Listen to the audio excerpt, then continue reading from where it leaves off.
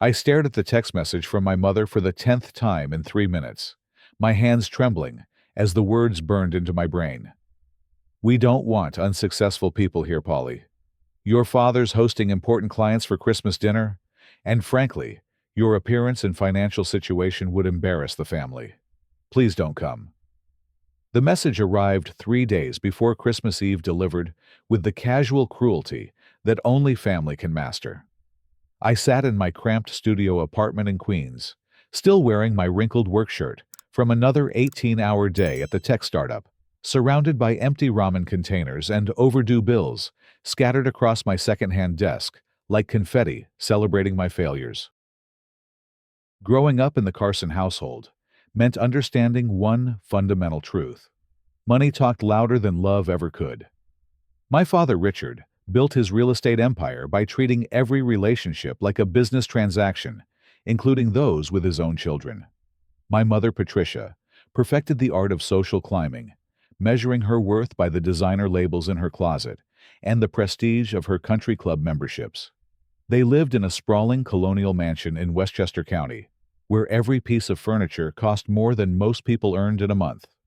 I chose computer science over business school, a decision that created a fault line through our family that never quite healed.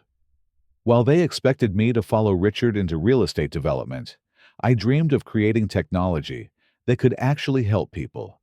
The disappointment in their eyes during my college graduation ceremony spoke volumes. They attended, but spent the entire reception networking with other parents whose children were heading to Wall Street or medical school. Now, at 28, I lived paycheck to paycheck in a 400-square-foot studio apartment, where the radiator clanged like a broken percussion section, and the refrigerator hummed off-key. My bed folded out from the wall sharing space, with a desk I built from milk crates and plywood. Most of my clothes came from thrift stores, and I had perfected the art of making a single box of pasta stretch across 3 meals. But I wasn't just surviving on minimum wage and false hope. For the past 2 years, I had been developing something revolutionary, an app called GreenSync Technologies, that used artificial intelligence to optimize energy consumption in smart homes and businesses. The algorithm I created could reduce power usage by up to 30% while maintaining full functionality, potentially saving millions of dollars and reducing carbon emissions on a massive scale. My business partner, Jake Whitman, came from the kind of privileged background where startup funding flowed like champagne at gallery openings. He handled the business side, while I focused on the technical development working nights and weekends after my day job as a junior developer at a small software company in Manhattan. Jake never quite understood why I couldn't just ask my family for seed money, not grasping that my parents viewed my entrepreneurial dreams as elaborate fantasies. The loneliness cut deeper than the financial stress. My ex-girlfriend, Sarah, had left me 6 months earlier for a hedge fund manager who could afford dinner at restaurants with tablecloths and wine lists. "I need stability, Polly," she had explained while packing her belongings for my apartment. "I can't build a future with someone who chooses struggle over success." Her words echoed my parents' philosophy so perfectly that I wondered if they had coached her. My best friend Marcus Rivera remained loyal, despite his own financial struggles as a session musician, picking up gigs wherever he could find them. He understood the weight of artistic dreams in a world that measured value in dollar signs. Success isn't about the size of your bank account, he would remind me during our weekly pizza sharing sessions. It's about creating something meaningful. Mrs. Rodriguez, my elderly landlord, had been threatening eviction for the past month. My rent was 2 weeks overdue, and she had started leaving increasingly stern notes under my door, written in a mixture of English and Spanish, that somehow made her disappointment even more devastating. She had immigrated from El Salvador 30 years ago and built a small real estate portfolio through decades of sacrifice and hard work. I respected her too much to make excuses about my financial situation. 3 days before Christmas, I discovered through social media that my exclusion from the family gathering carried an even sharper sting. My younger sister Jessica was announcing her engagement to Brandon Hoffman, a successful investment banker whose family owned a chain of luxury hotels. The party would celebrate both Christmas and their upcoming wedding, making my absence from such a milestone moment particularly painful. I scrolled through Jessica's Instagram posts, showing elaborate preparations for the celebration ice sculptures being delivered, florists arranging massive centerpieces, caterers setting up stations for caviar and champagne. The guest list read like a who's who of Westchester County's business elite, including several prominent tech executives and venture capitalists. That was when the phone call changed everything. Jake's voice crackled with excitement through my ancient smartphone speaker. "Polly, you're not going to believe this. I just got off the phone with our patent attorney. 3 major corporations have been sniffing around GreenSync Technologies. One of them wants to schedule an acquisition meeting for December 26th. The irony hit me like a physical blow. The day after my family celebrated their wealth and success without me, I might be sitting across from executives who could make me wealthier than any of them. But startup acquisitions required more than just good technology. They demanded confidence connections and the kind of social proof that I lacked completely. "Which corporation?" I asked, though my heart was already racing with possibility and dread. "Phoenix Energy Solutions. They've been looking for exactly what we've built. The preliminary offer could be in the tens of millions, Polly. But we need to make the right impression, and their CEO is notoriously particular about who he does business with." I stared at my laptop screen showing Jessica's party guest list, knowing that several potential investors and business partners would be celebrating Christmas just 20 miles away from my tiny apartment. The guest list included Dr. Elizabeth Hayes, a prominent tech investor who had funded several successful energy startups.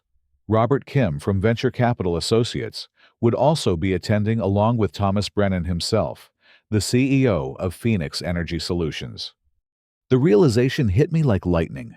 Thomas Brennan would be at my parents' Christmas party. The next 48 hours felt like standing at the edge of a cliff, knowing that jumping might save me or destroy me completely. I researched every guest on my parents' invitation list, cross-referencing their business connections and investment portfolios. The networking opportunities at that single party could determine whether GreenSync Technologies became a revolutionary success or remained a brilliant idea trapped in financial limbo. Jake pressured me relentlessly to attend, unable to comprehend why family rejection would prevent me from seizing such an obvious business opportunity. "Just swallow your pride for one night," he argued during our strategy meeting at a coffee shop in Midtown. "Your parents will get over their embarrassment when they realize you're about to become a multimillionaire." But Jake had grown up in a Manhattan penthouse, where family gatherings meant networking opportunities and emotional support came with trust fund dividends. He couldn't understand how my parents' conditional love had shaped every interaction we'd ever had, turning family dinners into performance reviews, where my worth was measured against their social status. Dr. Helen Murphy, our startup mentor from Columbia Business School's incubator program, offered a different perspective during our weekly consultation. "Sometimes we have to walk through fire to reach our goals," she said gently. "The question is whether you're willing to risk getting burned for the chance to build something meaningful."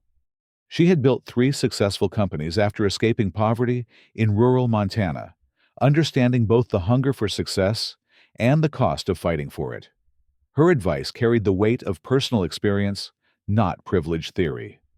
The memories flooded back as I wrestled with the decision. Birthday parties where Richard spent the entire time on business calls missing me, blow out my candles. High school graduation where my parents arrived late because a client dinner ran long, then left early for another business meeting. College move-in day, when they dropped me off with a check and a handshake rushing back to close a real estate deal. They had attended every milestone event in my life, without ever really being present, treating my achievements like items on a checklist, rather than moments worthy of celebration. Jessica had learned to navigate their emotional distance by choosing a career path that aligned with their values, majoring in business and dating men who impressed them at country club dinners. I had chosen a different path, prioritizing passion over prestige and innovation over inheritance. The choice had cost me their approval, their financial support, and now their inclusion in family celebrations. My bank account showed $37.42. The electric bill was due in 5 days, and my phone service would be suspended by the end of the week if I couldn't scrape together another $40. The startup had consumed every spare penny I could find, leaving me surviving on generic peanut butter sandwiches and library Wi-Fi. The rent notice from Mrs. Rodriguez lay on my desk like a death sentence. She had been patient beyond reason, but her own mortgage payments depended on rental income. Eviction would mean losing not just my home, but also the workspace where I had built GreenSync technologies line by line, algorithm by algorithm. Jake couldn't understand why I didn't just call my parents and ask for financial help. In his world, family wealth was a safety net that prevented ambitious young people from experiencing real consequences for their dreams. But my parents had made their position clear: they would support me financially only if I abandoned my startup and joined Richard's real estate company. "You're choosing to be poor," Patricia had told me during our last conversation 6 months ago. "We've offered you a clear path to success, and you keep rejecting it for these computer fantasies." The irony was exquisite.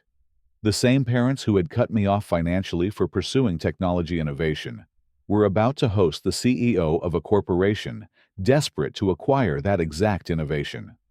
Thomas Brennan had built Phoenix Energy Solutions into a billion-dollar company by recognizing breakthrough technologies before his competitors could identify them. I spent hours researching Brennan's background and business philosophy. He had started his career as an engineer before transitioning into corporate leadership, maintaining a deep respect for technical innovation and entrepreneurial vision. Unlike many executives who relied solely on financial projections, Brennan understood the difference between genuine innovation and clever marketing. If I could get 5 minutes of his attention, I could demonstrate GreenSync's capabilities and potentially secure the meeting that would change everything. But reaching him meant infiltrating my parents' party, despite their explicit rejection, facing their fury in front of their most important guests. The humiliation would be public and devastating. Richard and Patricia would view my presence as a desperate attempt to leech off their success, confirming every negative assumption they had made about my character and judgment. Jessica would be mortified that her engagement announcement was overshadowed by family drama. Uncle Gerald and Aunt Margaret would whisper about my inappropriate behavior for months afterward. But the alternative was watching the opportunity slip away, while I maintained my pride and dignity in a 400-square-foot apartment with a growing pile of unpaid bills. On Christmas Eve morning, I made my decision. I would attend the party, face the consequences, and fight for the future I had been building one line of code at a time. Getting ready for my parents' Christmas party required more creativity than funding, since my formal wear budget was exactly $0. Marcus's cousin Diego worked at Fernandez family funeral home in the Bronx, and he agreed to lend me a black suit that had been tailored for a client who ended up choosing cremation over burial. The suit fit reasonably well after I rolled up the sleeves and used a safety pin to adjust the waistband. I practiced my elevator pitch in the bathroom mirror, timing myself to deliver GreenSync's value proposition in exactly 90 seconds. The algorithm could reduce energy costs by 30% while maintaining full functionality, with applications spanning residential homes, commercial buildings, and industrial facilities. The market potential reached into the billions, but I needed to communicate that opportunity without sounding like every other desperate entrepreneur with a half-baked app idea. My phone held the demonstration version of GreenSync, programmed with sample data that showed real-time energy optimization in action. The interface was clean and intuitive, displaying energy consumption patterns and cost savings in easily understood graphs and charts. 2 years of development had produced something genuinely revolutionary, even if I couldn't afford the marketing budget to prove it to investors. The subway ride to Westchester took 90 minutes, carrying me from the cramped diversity of Queens into the manicured wealth of my parents' neighborhood. Every mile felt like traveling backward through my own life, from the reality I had chosen to the privilege I had rejected. The other passengers shifted from working-class families heading to holiday celebrations to well-dressed professionals returning from Manhattan office parties. Bronxville Station looked exactly as I remembered from childhood visits. Pristine platforms, spotless waiting areas, and parking lots filled with luxury vehicles that cost more than most people's annual salaries. The taxi driver who picked me up clearly recognized the address, adjusting his rearview mirror to get a better look at the passenger who seemed underdressed for such an exclusive destination. The Carson family home dominated a 3-acre lot behind wrought iron gates that opened with electronic precision. Richard had designed the Georgian colonial mansion to impress clients and neighbors, featuring massive columns, limestone facades, and landscaping that required a full-time gardening staff to maintain. Every window glowed with warm light, and valet parking attendants directed guests toward the circular driveway where luxury cars formed an impromptu auto show. I approached through the service entrance, hoping to avoid immediate detection, while I assessed the social dynamics and identified key networking targets. The back door led through the kitchen, where catering staff moved with choreographed efficiency, preparing hors d'oeuvres and managing champagne service. They were too busy to question my presence, assuming I belonged to the celebration taking place in the main house. The great room sparkled with Christmas elegance, elevated to theatrical proportions. A 12-foot Fraser fir tree anchored one corner, decorated with thousands of white lights and ornaments that probably cost more than my monthly rent. Ice sculptures depicting angels and snowflakes created focal points throughout the space, while a string quartet performed classical holiday music from a platform near the fireplace. Guests moved through the rooms like characters in a luxury lifestyle magazine, their conversations blending business deals with holiday pleasantries. I recognized several faces from business publications and society pages, including Judge Gerald Carson, my pompous uncle who never missed an opportunity to lecture about personal responsibility and fiscal conservatism.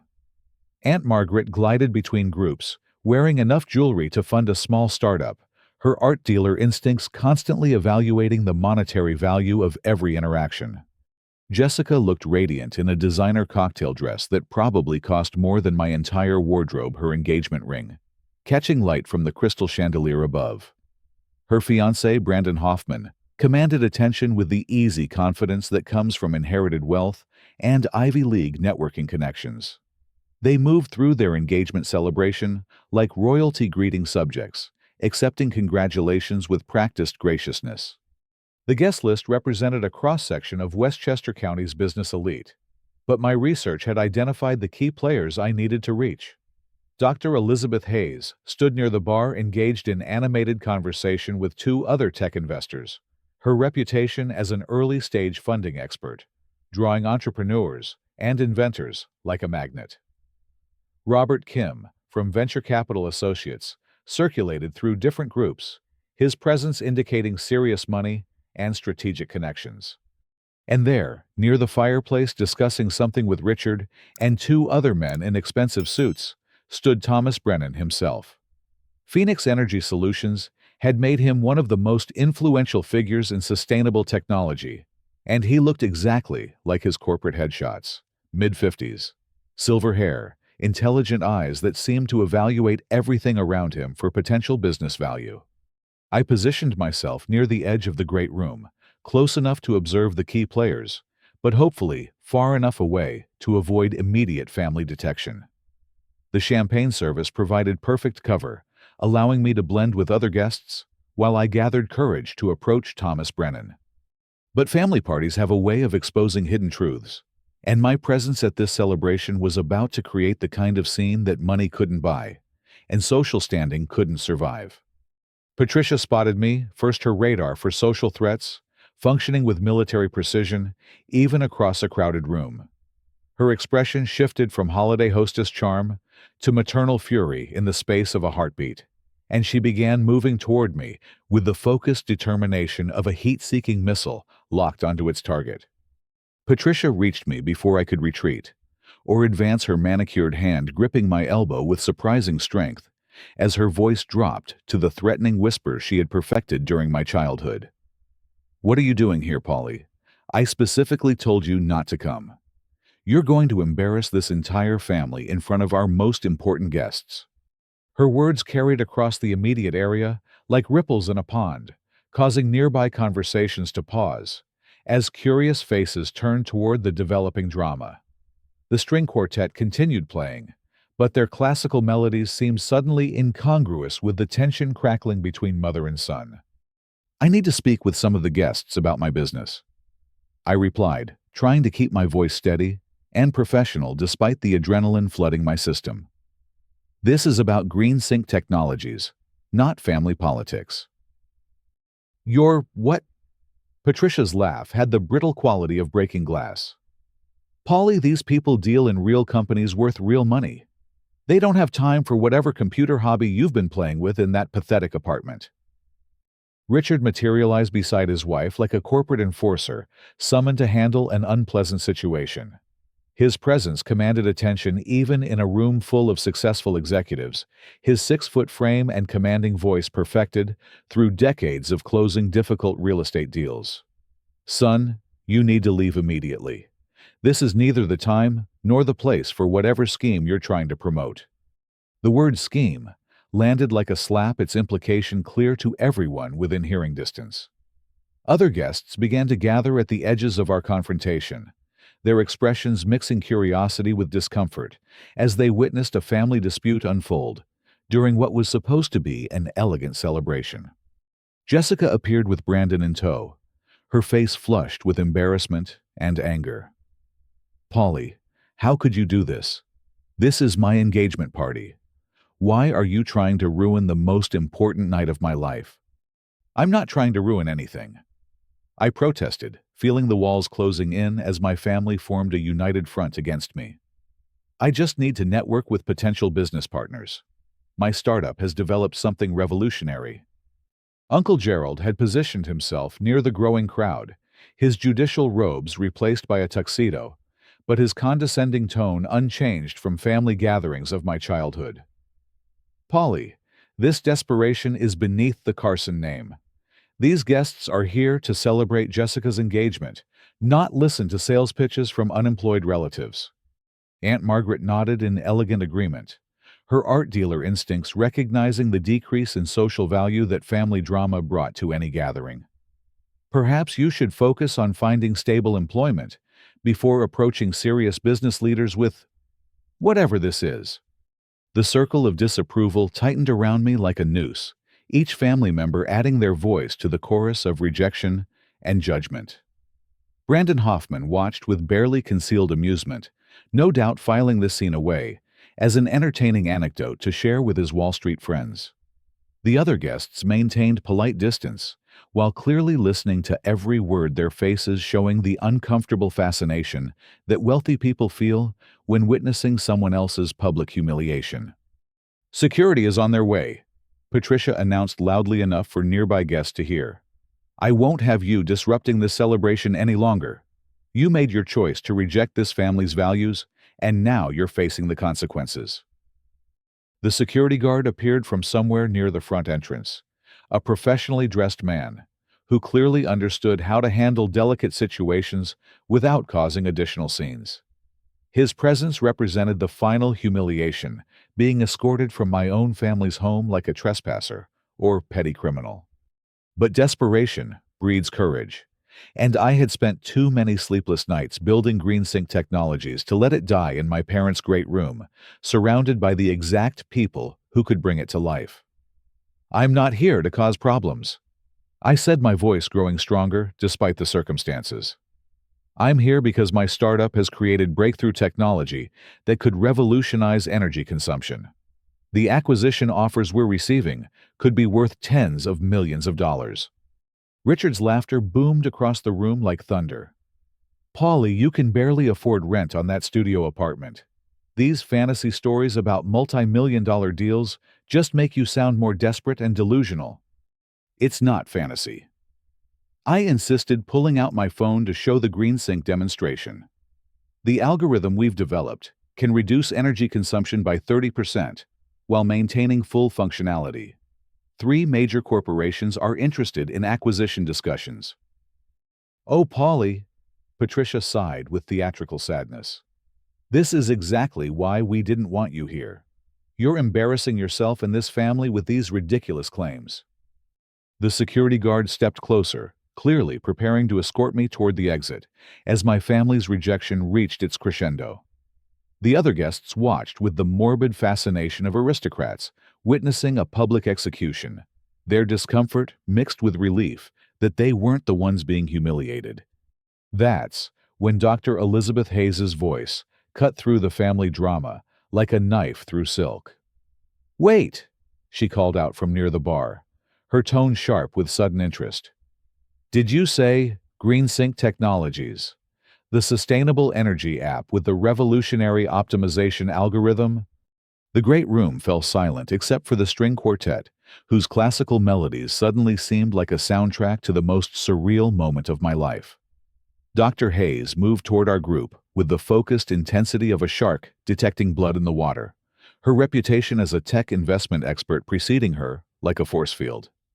"You're with GreenSync Technologies," she repeated, her voice carrying across the room and drawing the attention of other business leaders who recognized the authority in her tone. "The startup that's been generating buzz in sustainable energy circles."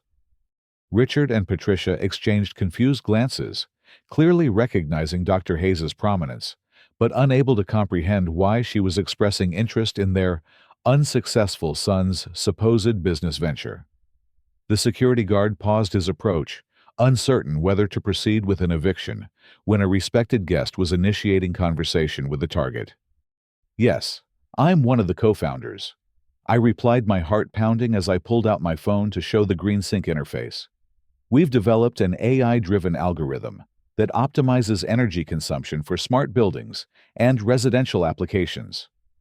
Dr. Hayes examined my phone screen with the analytical focus of someone who had evaluated hundreds of startup pitches and could distinguish genuine innovation from clever marketing. Her expression shifted from polite interest to genuine excitement as she navigated through the demonstration, understanding the technical implications in ways that impressed even me. "This is extraordinary," she murmured loud enough for the gathering crowd to hear. "The machine learning integration with real-time consumption data could transform how we approach energy efficiency. What kind of reduction percentages are you achieving in beta testing?" 30% average reduction with peaks reaching 45% during optimal conditions. I answered, my confidence growing as I discussed the technical details with someone who understood their significance. The algorithm learns usage patterns and adjusts automatically without requiring user intervention or lifestyle changes. Thomas Brennan materialized beside Dr. Hayes, as if summoned by startup telepathy, his presence causing my family's expressions to shift from dismissive hostility to confused concern. Phoenix Energy Solutions commanded massive respect in sustainable technology circles, and his personal attention to any business discussion signaled serious money and strategic importance. "Excuse me," Thomas said, extending his hand with the courteous professionalism of someone accustomed to high-stakes negotiations. "I'm Thomas Brennan from Phoenix Energy Solutions. Dr. Hayes and I were just discussing the challenges of energy optimization in smart building applications. Did I hear you mention a 30% reduction rate?" The handshake felt like signing a contract with destiny. "Yes, sir. Our algorithm combines machine learning with predictive analytics to optimize energy usage without sacrificing functionality or comfort. We've been beta testing in residential and commercial environments with consistent results." Uncle Gerald cleared his throat with judicial authority, attempting to regain control of a situation that had clearly escaped his understanding. "Thomas, I apologize for my nephew's interruption. We were just addressing a family matter that got out of hand." But Thomas ignored the attempted dismissal, his engineer's background recognizing genuine innovation, regardless of its packaging. "Actually, this is exactly the kind of breakthrough technology that Phoenix Energy has been seeking for strategic partnership opportunities. We've been tracking developments in AI-driven energy optimization for the past 18 months. Robert Kim from Venture Capital Associates joined the expanding circle of business leaders, his arrival confirming that serious money was beginning to pay attention to GreenSync technologies. Are you the team that's been developing the residential smart grid integration platform? We've been trying to contact you through traditional channels. Jessica and Brandon watched the scene unfold with growing bewilderment, their engagement celebration transforming into an impromptu business conference centered around the family embarrassment they had tried to exclude. Patricia's face cycled through emotions like a slot machine, unable to process the gap between her assumptions about her son's failure and the reality of his apparent success. We've been operating somewhat under the radar, I explained, addressing the growing audience of tech executives and investors, while carefully avoiding eye contact with my stunned family members. Our focus has been on perfecting the algorithm before seeking major funding or partnership opportunities. Dr. Hayes nodded approvingly. Smart strategy. Too many startups rush to market before their technology is ready for scale. But from what I'm seeing here, you're past the proof of concept stage and ready for serious investment discussions. Richard's champagne glass trembled in his hand as he processed the implications of what he was witnessing.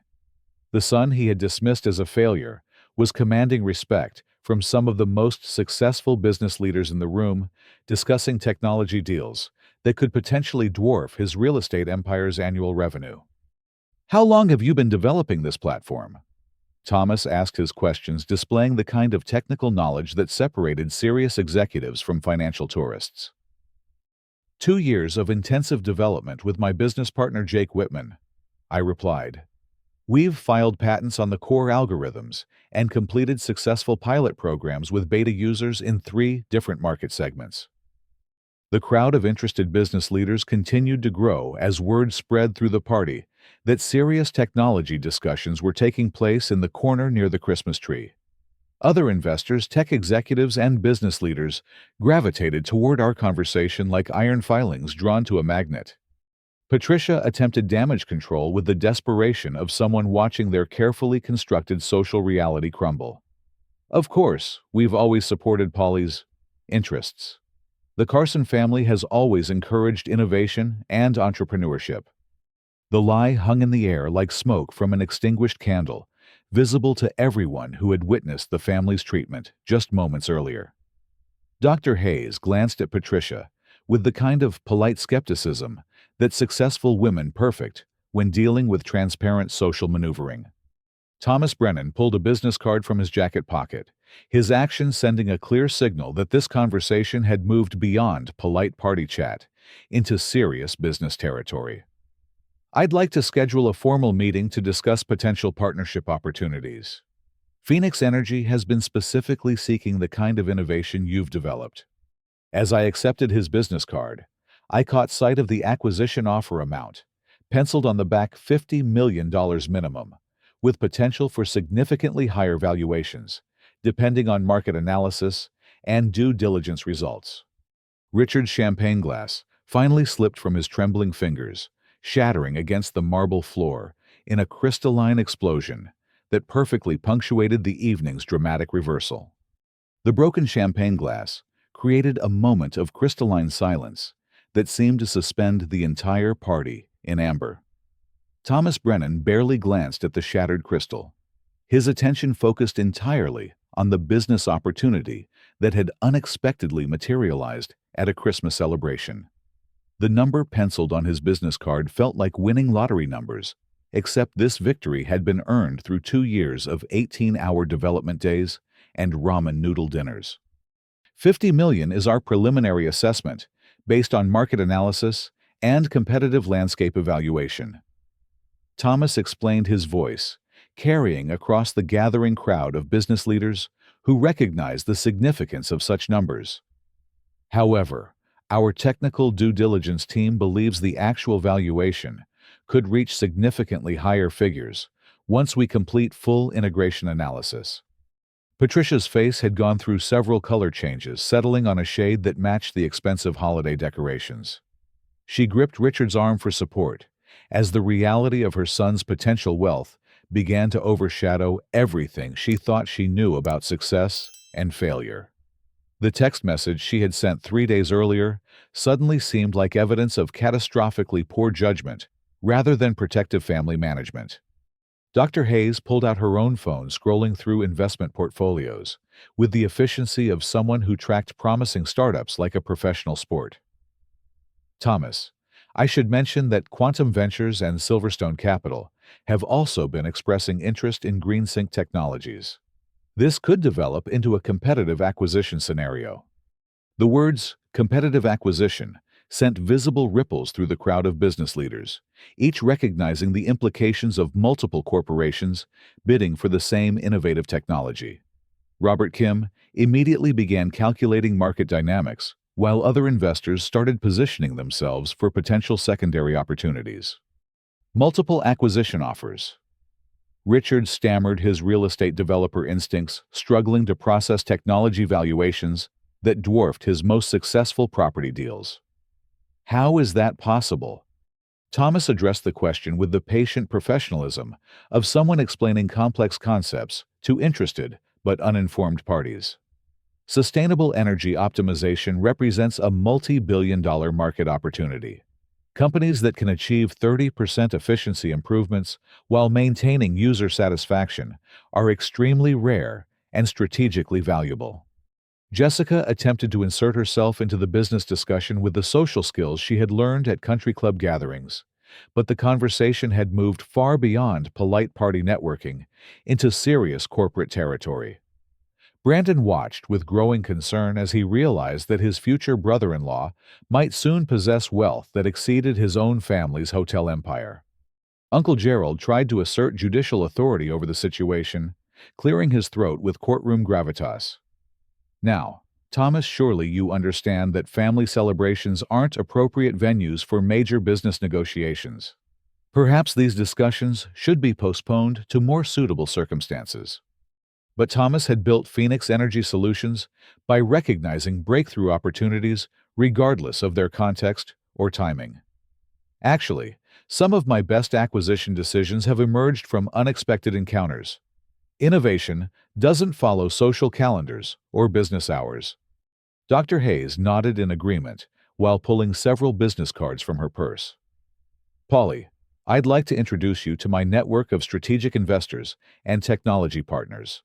The sustainable energy sector is experiencing unprecedented growth, and platforms like GreenSync Technologies are exactly what institutional investors are seeking. The business card she handed me represented connections to venture capital firms, technology accelerators, and strategic partnership opportunities that could transform GreenSync from a promising startup into an industry-defining platform.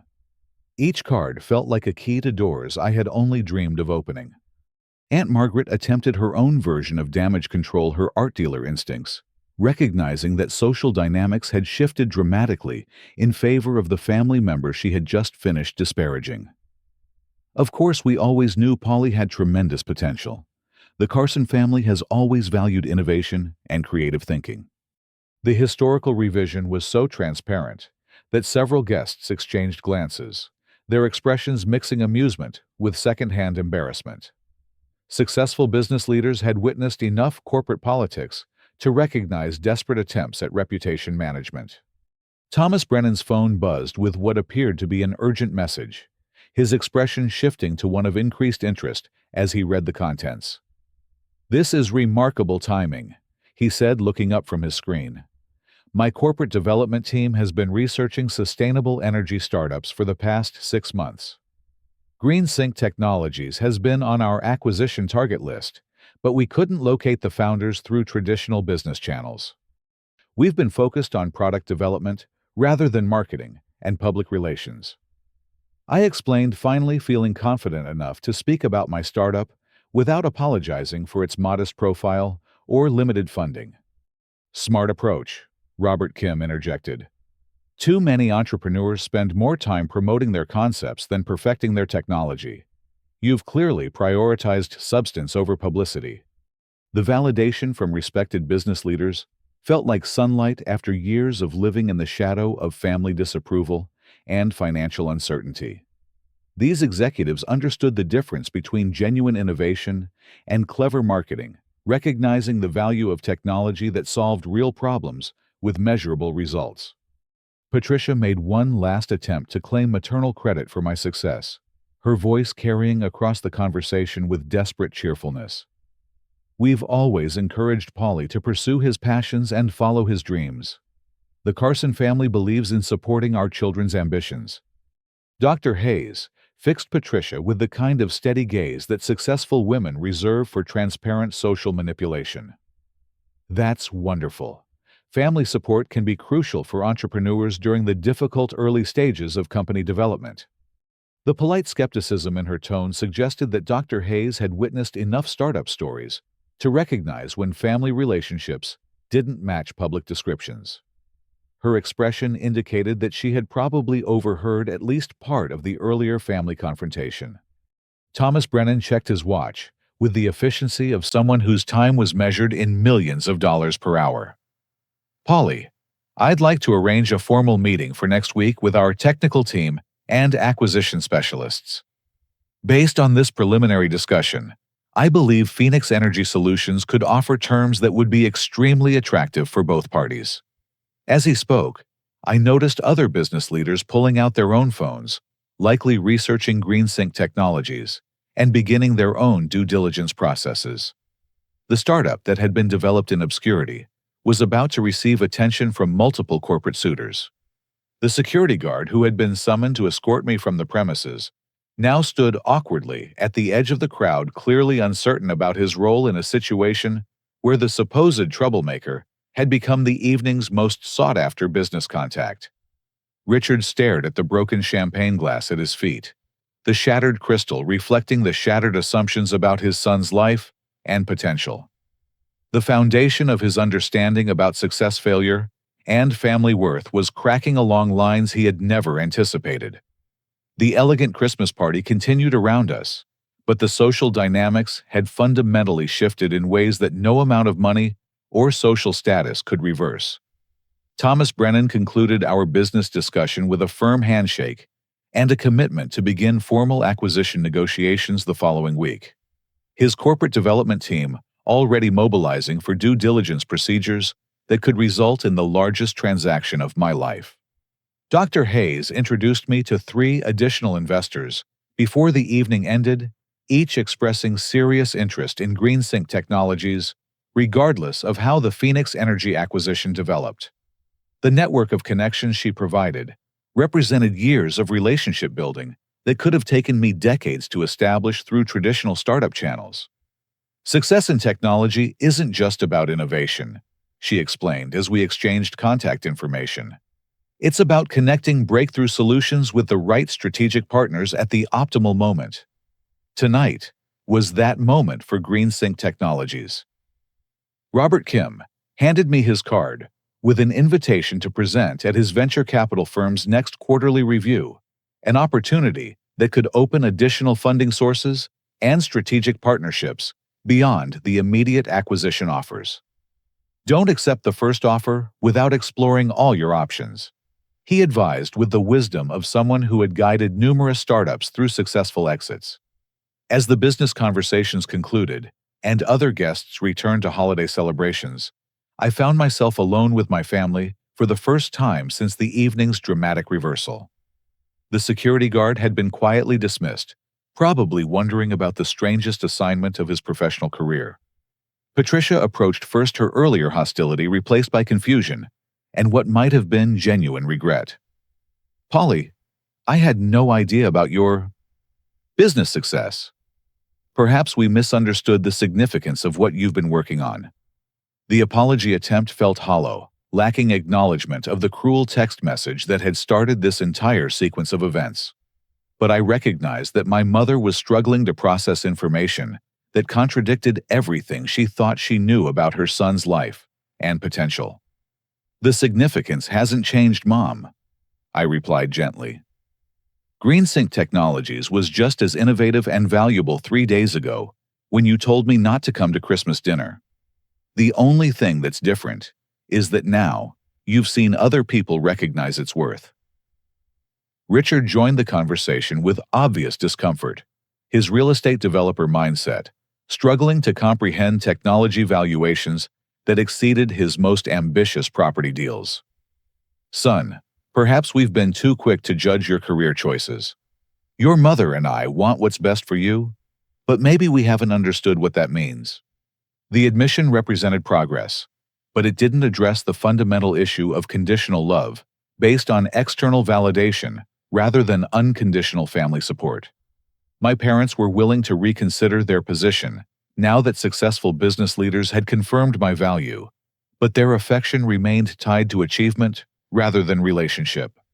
Jessica approached with her fiancé Brandon, both clearly processing the implications of having a potentially wealthy tech entrepreneur in the family.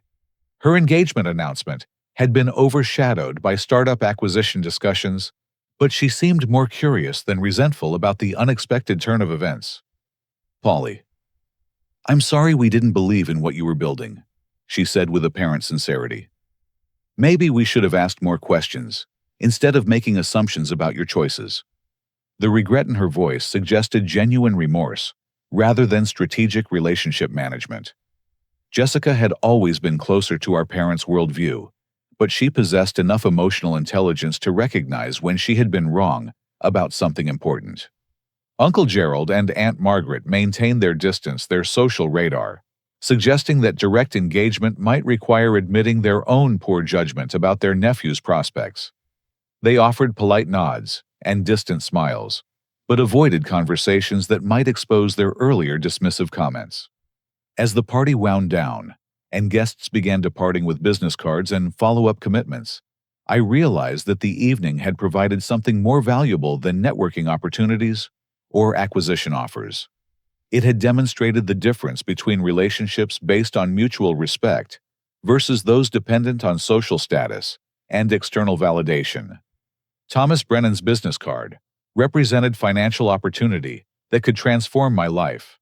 But the real transformation had occurred when I chose to fight for my dreams, despite facing rejection from the people whose approval I had always craved. The startup success felt secondary to the personal growth that had made it possible. Standing in my parents' great room surrounded by the remnants of their expensive Christmas celebration, I understood that true wealth couldn't be measured in bank balances or acquisition valuations. The relationships that mattered most were built on support during struggles, not celebration during victories. Marcus had believed in GreenSync technologies when it existed only as lines of code on a second-hand laptop. Dr. Murphy had provided guidance and encouragement when the future looked uncertain and funding seemed impossible. Mrs. Rodriguez had shown patience with late rent payments because she recognized genuine effort rather than demanding immediate results. These relationships had sustained me through 2 years of 18-hour development days, ramen noodle dinners, and family rejection. They represented the foundation of authentic success that couldn't be acquired through corporate transactions or social climbing. I pulled out my phone to call Marcus with the incredible news about the acquisition offers and networking connections, knowing that his excitement would be genuine and unconditional. He had supported my entrepreneurial dreams when they seemed impossible, and he deserved to share in the celebration of their potential fulfillment. The drive back to Queens felt different than the nervous journey earlier that evening. My studio apartment waited with the same secondhand furniture and stack of overdue bills, but the context had changed completely. The cramped space now represented the birthplace of breakthrough technology rather than evidence of personal failure. Mrs. Rodriguez would receive her overdue rent payment by the end of the week, along with gratitude for her patience and understanding during the most difficult period of my entrepreneurial journey. The eviction notice could be replaced with a lease renewal and perhaps an offer to help other struggling tenants in her building. Looking at Thomas Brennan's business card one more time, I realized that the acquisition offer represented more than personal financial security. It provided resources to hire other talented developers, expand GreenSync's capabilities, and bring sustainable energy solutions to market on a scale that could genuinely impact environmental challenges. The technology platform that had been built through sacrifice and determination would soon have the funding and strategic support necessary to fulfill its potential for reducing energy consumption and carbon emissions. The personal validation felt satisfying, but the environmental impact could be transformative. As I sat in my small apartment reflecting on the evening's events, I understood that the most important lesson wasn't about startup success or family dynamics. It was about the difference between pursuing dreams for external approval versus pursuing them for intrinsic value and meaningful impact. GreenSync Technologies had always been worth building, regardless of whether my family recognized its value or corporate executives offered acquisition terms. The innovation existed to solve real problems and create positive change, not to prove my worth to people whose love should have been unconditional. Tomorrow would bring formal business meetings, legal negotiations, and strategic planning sessions that could transform my startup into a major corporate platform. But tonight, surrounded by the familiar surroundings where every line of code had been written and every algorithm perfected, I felt grateful for the journey that had led to this moment. The greatest success wasn't the potential acquisition offer or the networking connections established at my parents' party. It was the recognition that authentic achievement comes from pursuing meaningful work with integrity and persistence, regardless of external validation or family approval. Have you ever experienced a moment when people who doubted you suddenly recognized your worth after others validated your achievements? How do you balance pursuing dreams that matter to you versus seeking approval from family or society? I'd love to hear your thoughts in the comments below about overcoming rejection and staying true to your vision when others don't believe in your potential. Thank you for joining me on this journey of family dynamics, entrepreneurial persistence, and the true meaning of success. If this story resonated with you, please like this video, subscribe for more authentic storytelling about overcoming challenges and achieving dreams, and share this with someone who might need encouragement to pursue their own innovative vision, despite facing doubt or rejection from others. Remember, your worth isn't determined by other people's recognition of your achievements. Sometimes the most meaningful success comes from building something valuable, even when nobody else believes it's possible. Keep pursuing your dreams with integrity and persistence, and trust that authentic achievement will ultimately speak for itself.